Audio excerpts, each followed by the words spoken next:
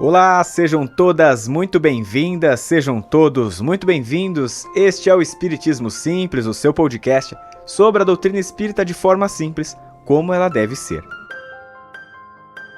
Em nosso 7º episódio, o episódio de hoje vai falar um pouquinho sobre o Evangelho no Lar. Como funciona o Evangelho no Lar, como que ele é aplicado, o que pensa a doutrina espírita sobre ele e quais os benefícios dessa prática tão importante da doutrina espírita. Para a gente estar aqui gravando mais um podcast, eu não posso de fazer os agradecimentos especiais à Rádio Café Music, o lugar onde eu estou gravando neste exato momento este podcast, a Escola de Música Rádio Café Music. Então, novamente, se você quiser conhecer o trabalho da Rádio Café Music, siga lá no Instagram, @Rádio Café Music, ou o Instagram do Estúdio da Rádio Café, que é @Estúdio Rádio Café. Aproveitando, está ouvindo esse podcast e não quer perder nenhum episódio? Siga lá o nosso Instagram, @Espiritismo Simples. Lá a gente vai sempre informar quando tiver um novo episódio e você pode comentar, tirar suas dúvidas, mandar sugestões de temas. É sempre muito bem-vinda a sua ajuda e sua participação. Quando a gente vai falar então sobre o Evangelho no Lar, o que seria o Evangelho no Lar? Que prática, que atividade é essa que a doutrina espírita nos passa? Qual a importância de tudo isso? O Evangelho no Lar eu coloquei como uma definição como reuniões do ambiente familiar, do nosso lar, daquilo que a gente considera a nossa casa, que procuram energizar o ambiente de nossa própria residência. Colocando nessa explicação, ela não é apenas uma energização, ela tem uma tarefa muito maior, ela tem um propósito muito maior, muito mais significativo, que a gente vai conseguir identificar ao longo desse podcast, mas inicialmente é isso. É um período em que a gente consegue ao máximo reunir a nossa família e ter um momento de oração, um momento de prece, em que todos em conjunto mentalizam um propósito, uma ideia, um objetivo em conjunto, em que todos mentalizam um propósito, um grande objetivo, vibram por outros familiares, por pessoas que estão precisando daquele momento, e aí que está a ideia de reunir todos para um único fim, um único objetivo.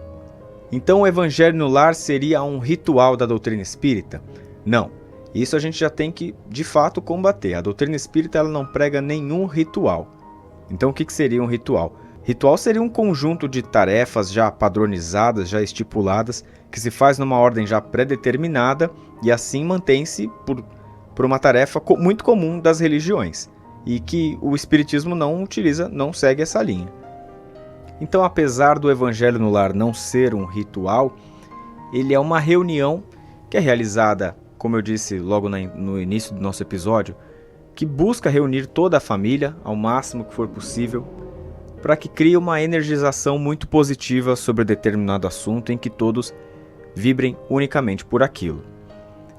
Quando a gente fala que ele não é um ritual, é porque muitas vezes as pessoas, durante essas reuniões de oração, de vibração, que a gente denomina o Evangelho no Lar em nossas casas, muitas vezes as pessoas acabam inserindo artifícios que são da nossa conveniência. Por exemplo, colocam na mesa que a gente vai fazer essa oração flores, uma toalha branca, velas.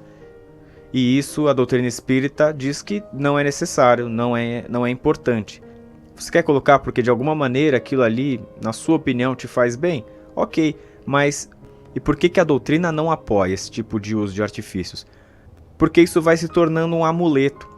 Vai se tornando algo material em um momento que ele é totalmente espiritual, ele é totalmente não material. Então, quanto mais a gente se apega a itens materiais, por exemplo, num dia em que você não tiver essas flores, pode ser que em seu consciente, o seu inconsciente, no caso, vai acabar pensando que a oração não vai ter tanta força, porque não tinha tais flores que você costuma pegar, não vai ter aquelas velas, a toalha está lavando. Então, não. O mais importante é sempre a oração. Agora, um ponto que a doutrina acha importante, que seria legal se fazer durante o Evangelho no Lar, seria a água fluidificada. Então, no momento que você for fazer a oração, não tem problema nenhum colocar uma jarra de água próxima ao local onde vocês vão fazer essa oração em conjunto com a família. Porque, de acordo com a doutrina espírita, durante as sessões desses encontros do Evangelho no Lar, os espíritos amigos se aproximam e eles, muito possivelmente, acabam energizando essa água no momento em que é feita a oração. Então, como é que seria esse passo a passo do Evangelho no Lar? Eu já ouvi muito falar sobre o Evangelho no Lar, gostaria de praticar, gostaria de começar na minha casa, mas eu não sei o que eu devo fazer. O primeiro ponto é convidar os seus familiares. Se é uma reunião realizada em casa, o objetivo principal seria que todos, ou o maior número de pessoas da residência, participassem do Evangelho. É obrigatório que todos participem? Não, nada na doutrina espírita é obrigatório, mas seria bem interessante se todos conseguissem participar. Ok, então a partir desse momento você já conseguiu verificar quais as pessoas que vão participar do Evangelho no Lar, basta então, semanalmente, marcar um horário. Por exemplo, na minha casa eu costumo fazer sempre aos domingos, por volta ali das 9, 9h30 da noite assim, porque é o horário que a gente consegue reunir todos da casa e aí seria mais flexível para todo mundo. Definir o horário, precisa seguir esses horários. Para começar o Evangelho no Lar, então, o primeiro ponto, fazer uma prece inicial. Essa prece inicial não seria muito bom que ela fosse muito longa, né? O ideal é que seja bem curtinha mesmo, para que apenas dê uma introduzida. Então a gente procura energizar o ambiente, nos tranquilizar, buscar o equilíbrio, citar Jesus Cristo, nosso Mestre, e assim já dar início para o passo seguinte. Finalizada a prece inicial, curtinha, coisa de 1 minuto, em que você vai citar o Mestre Jesus, boas energias e vibrações, a gente costuma fazer a leitura edificante. O Evangelho no Lar seria muito interessante, como diz o próprio nome, que seja feita a leitura do Evangelho. Qual o Evangelho? O Evangelho segundo o Espiritismo. É um livro também que está dentro do Pentateuco de Kardec, importantíssimo, em que todas as passagens bíblicas mais assim emblemáticas são comentadas de acordo com a doutrina espírita pelos espíritos. Então ele é com certeza a base fundamental para a gente compreender o Evangelho do Cristo e ainda ligado ao aspecto espiritual da doutrina. Então separe lá coisa de 1/3 do capítulo, de algum dos capítulos do Evangelho segundo o Espiritismo, para que seja feita a leitura. Ela pode ser alternada ou não, se tiver mais de 2, 3 pessoas que queiram ler, não tem problema nenhum. A partir do momento que você começou a fazer a leitura, é importante aí que sejam feitas algumas pausas, né, se necessário, para explicar alguns termos. Se alguém da casa, se for inclusive você que tem um pouco mais de experiência no assunto, que você introduza, que você busque dar a explicação para os outros participantes do Evangelho no Lar, para que você interprete e explique para os outros, né? Claro, nesse momento é importantíssima a participação de todos. Então leu lá um trechinho, vamos lá, convoque o debate, né? Pergunte para as pessoas, o que você entendeu desse trecho?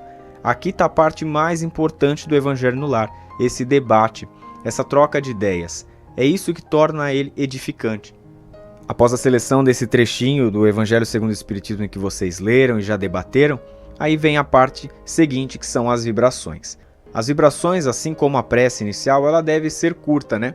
Você deve então considerar coisa de 3, 4 itens que você acharia interessante colocar como que necessite da sua vibração, da energia de todos da casa, tá? Então, por exemplo, vibremos nesse momento, então, pelo nosso planeta Terra, que a gente consiga viver em harmonia, todos em conjunto. Vibremos pelo nosso país, que ele tenha maior coerência dos seus governantes, que a gente tenha uma paz espiritual em nosso país. Vibremos pela nossa família, essa que nós escolhemos para tomarmos como referência para o nosso crescimento espiritual. E vibremos, por exemplo, pelo nosso trabalho, pelos nossos estudos, que seja sempre muito importante para o nosso crescimento também aqui no nosso planeta e nossa passagem terrena. 3, 4 itens que você considera importante para as vibrações. Não mais do que isso, para não alongar e não deixar muito cansativo. Vibrações feitas, hora da prece final. A prece final a gente precisa então fechar o nosso Evangelho no Lar.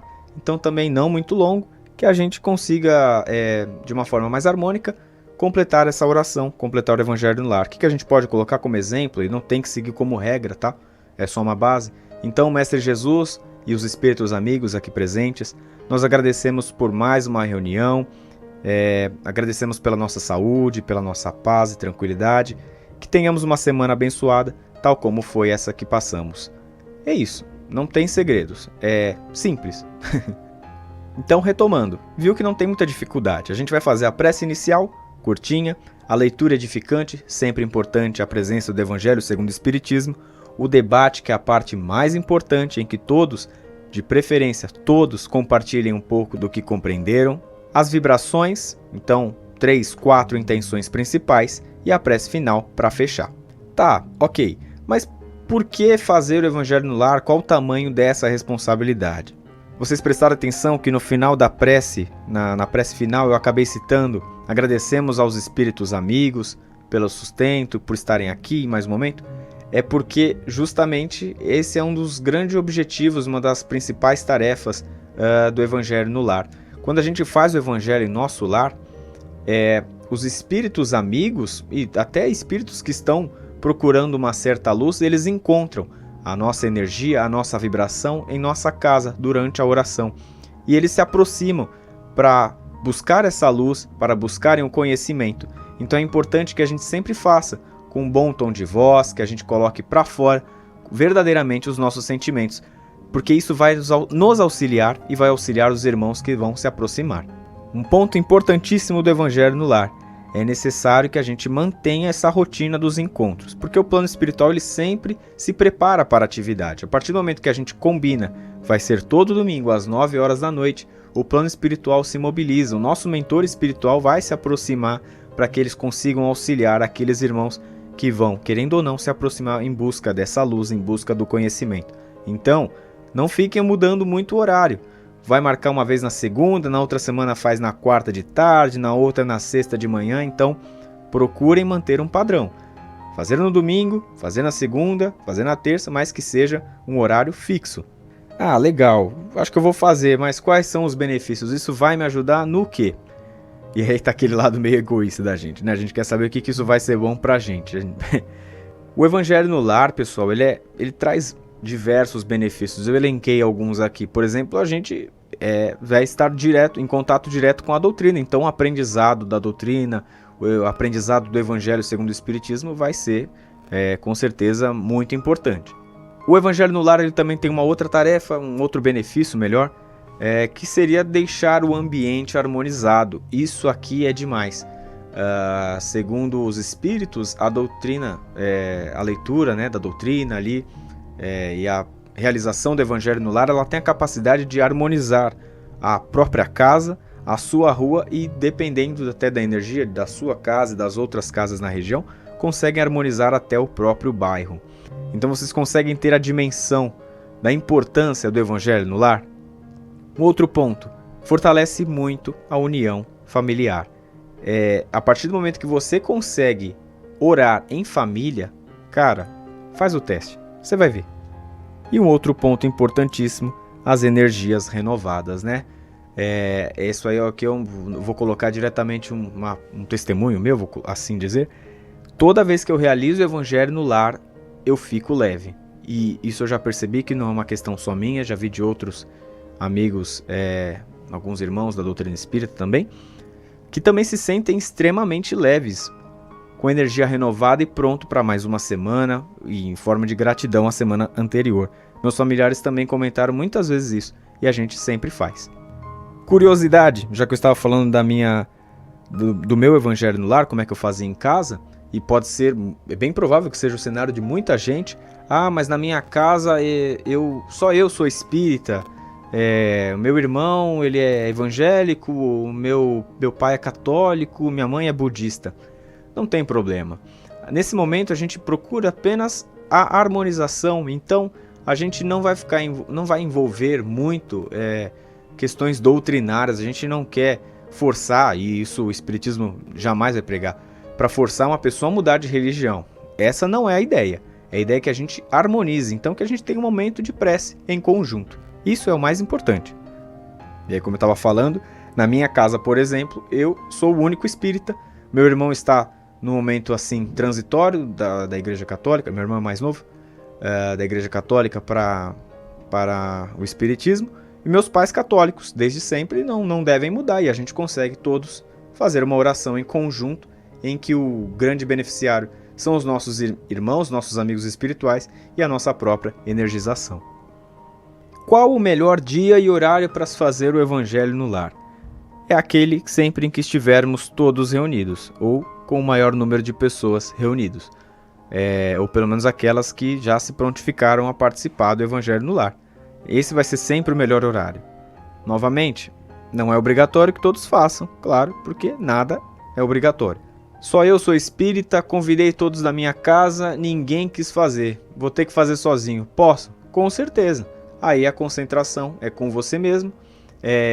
E durante essa parte do debate, que seria importante que tivesse mais de uma pessoa, não tem problema, você mesmo faça.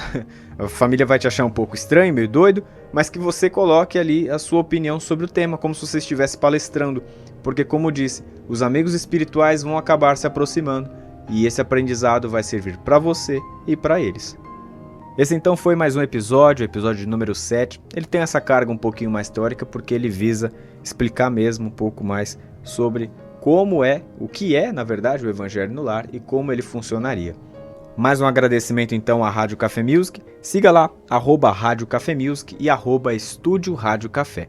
E aí, se você quiser seguir o nosso Instagram, @Espiritismo Simples.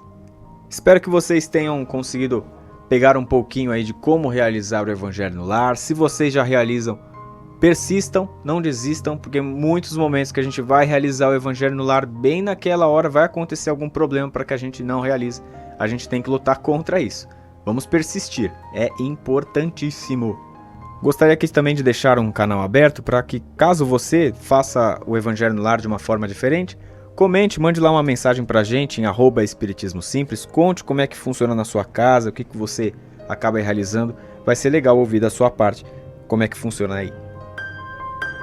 Muito obrigado por acompanhar mais um episódio, eu sou Bruno Sereno, os trabalhos técnicos desse podcast foram realizados por Fernando Teixeira. Este é o Espiritismo Simples, um grande beijo no coração e fiquem com Jesus.